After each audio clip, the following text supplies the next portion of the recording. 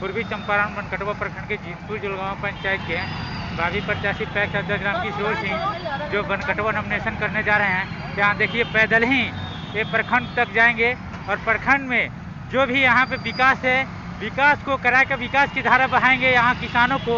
और किसानों को देखिए यहाँ लेकर किसान भी इनके साथ हैं, बहुत सारी संख्या में पैदल ही बनकटवा तक जाएंगे। भाई